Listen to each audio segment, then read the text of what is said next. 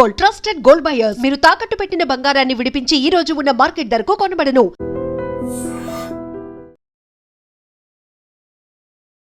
కొత్త సంవత్సరానికి grand welcome చెప్తూ ఎక్కడికక్కడే ఎవరి రేంజ్లో వాళ్ళు ప్లాన్ చేసుకుంటూ గ్రాండ్ సెలబ్రేషన్స్ చేసుకున్నారు.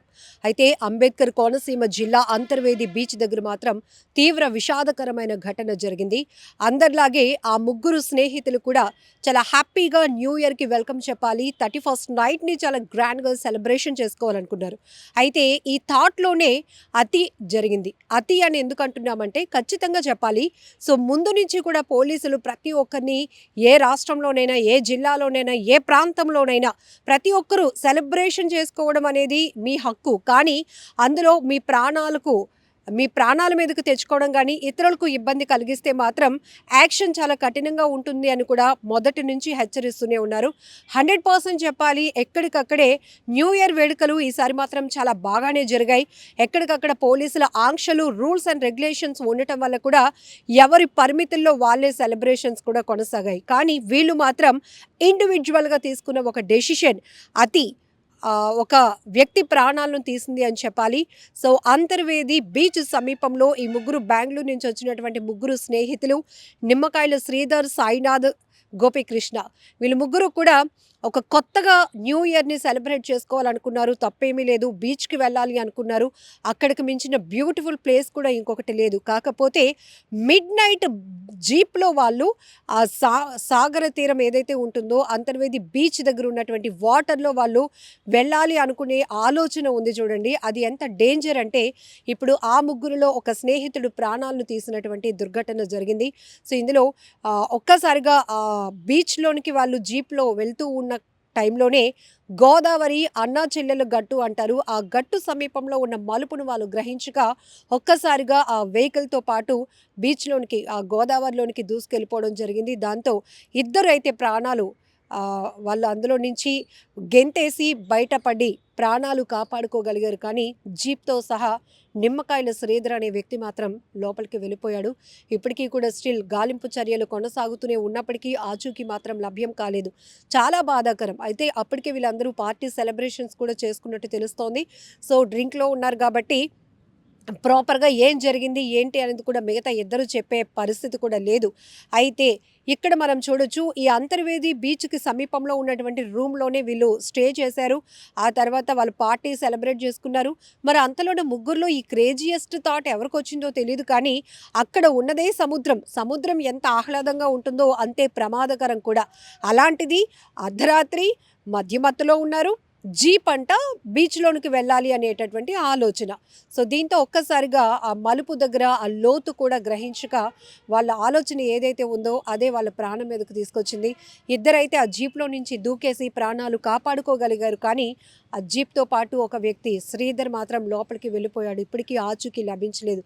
ఎంత బాధాకరమైన ఘటన. ఏమైనా చిన్నపిల్లల తెలిసి తెలియక చేస్తున్నారు అనుకోవడానికి. ఇంత మెచ్యూరిటీ, బెంగళూరులో వీళ్ళు జాబ్ హోల్డర్స్, ఎంత ఆలోచన ఉండాలి.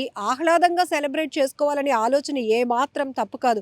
పోలీసులు కూడా చెప్పారు, మీరు కానీ లేకపోతే మీరు ఇతరులకు కానీ ఏమైనా ఇబ్బంది పెడితే మాత్రం ఖచ్చితంగా ఓపెన్గా మీరు ఎలాంటి సెలబ్రేషన్స్ కానీ ఇబ్బందికరంగా చేస్తే మాత్రం ఖచ్చితంగా ఉపేక్షించేది లేదు అంటూ హెచ్చరించారు.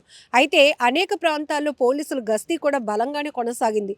ఈవెన్ బీచ్ తీర ప్రాంతాల్లో కూడా హెవీ వెహికల్స్ని అలౌ చేయడం కూడా ఆపేశారు. పర్టికులర్ టైం రెస్ట్రిక్షన్స్ కూడా పెట్టారు.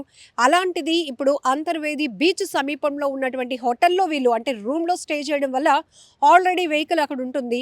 ఆ వెహికల్ని తీసుకొని వీళ్ళు వెళ్ళటం అనేది ఈవెన్ హోటల్ వాళ్ళైనా ఒకవేళ రెస్టారెంట్కి సంబంధించి వాళ్ళు కూడా ఆ బీచ్ని వెహికల్ని బీచ్ లోపలికి తీసుకెళ్తున్నప్పుడు అడ్డుకున్నా బాగుండు, లేకపోతే అక్కడ ఏమైనా గస్తీ ఉన్నా బాగుండు, అసలు వీళ్ళు వెళ్లకుండా ఉంటే ఇంకా బాగుండు.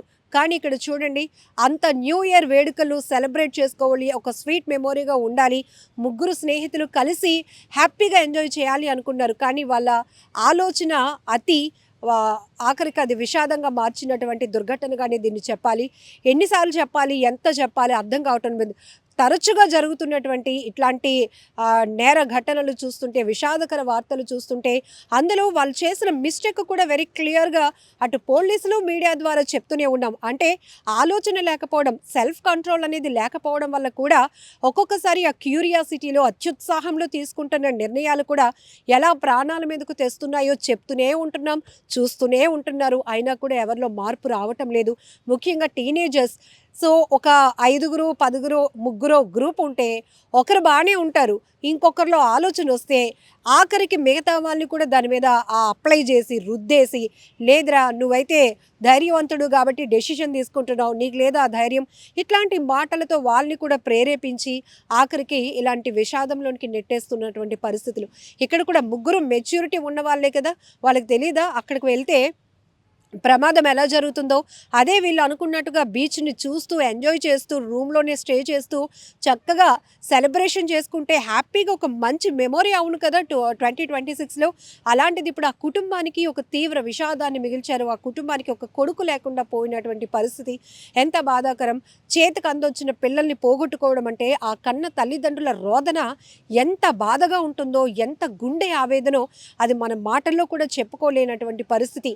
ఇక జాబ్లో సెటిల్ అయ్యారు అనగానే వాళ్ళకు మంచిగా పెళ్లి చేయాలి, పిల్లలు రావాలి, ఇట్లా సెటిల్ అయిపోవాలి, ఇక మన బాధ్యత తీరిపోయింది అమ్మయ్య అని అనుకుంటూ ఉంటారు పేరెంట్స్. ఒక టీనేజ్లోనికి మన పిల్లలు, ఆడవాళ్ళు కావచ్చు మగ పిల్లలైనా కావచ్చు, వాళ్ళు ఆ ఏజ్లోకి వచ్చారంటే విపరీతమైన స్ట్రెస్ తీసుకుంటారు పేరెంట్స్. మంచిగా చదివించాం, మంచి జాబ్ వచ్చింది, వాళ్ళకి పెళ్లి చేసి పంపిస్తే ఇంకా హ్యాపీ అనుకుంటారు, ఇంకా మన బాధ్యత తీరింది, మనల్ని వాళ్ళు చూసుకుంటారు, మనం రిలాక్స్ అవ్వచ్చు అని వాళ్ళు ఎన్నో కలలు కంటారు. అలాంటిదాన్ని పోయి కుటుంబాల కోసం మర్చిపోతారు. వెళ్ళిన చోట ప్రమాదం ఎలా ఉంటుందో కూడా గుర్తించడం కూడా ఉండదు. ఆఖరికి ఇట్లాంటి విషాదకర వార్తలు విన్నాక మాత్రం కేవలం బాధపడడం తప్ప ఎవరు ఏమీ చేయలేనటువంటి పరిస్థితి. But youth, teenagers, be careful. మీరు చేసే ప్రతి పని మిమ్మల్ని ఇబ్బంది పెట్టడం కాదు, మీ కుటుంబాన్ని ఇబ్బందులు పాలు చేస్తుంది, మీ కుటుంబానికి తీవ్ర శోకాన్ని మిగిల్చేటటువంటి ప్రమాదం ఉంది. కాబట్టి జాగ్రత్తగా ఉండండి. ఏది ఏమైనప్పటికీ కూడా న్యూ ఇయర్ రోజున ఇట్లాంటి విషాదకర వార్త అంబేద్కర్ కోనసీమ జిల్లా అంతర్వేది బీచ్ దగ్గర జరగటం అనేది చాలా బాధాకరమైన దుర్ఘటన.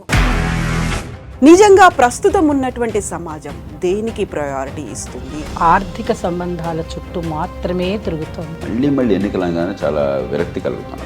మంచి అనిపిస్తుంది కదా, లేడీస్ కూడా ఛాలెంజింగ్ జాబ్స్ చేసినప్పుడు చాలా బాగుంటది. ట్రాఫిక్ అసిస్టెంట్స్ గా నియమించిన ట్రాన్స్జెండర్స్ అందరితో సాల్యూట్ చేయించుకుంటున్నారు. ఫుడ్ డెలివరీ ఇవ్వటానికి వెళ్ళినటువంటి డెలివరీ బాయ్ అనిల్ పై కళ్ళ ముందు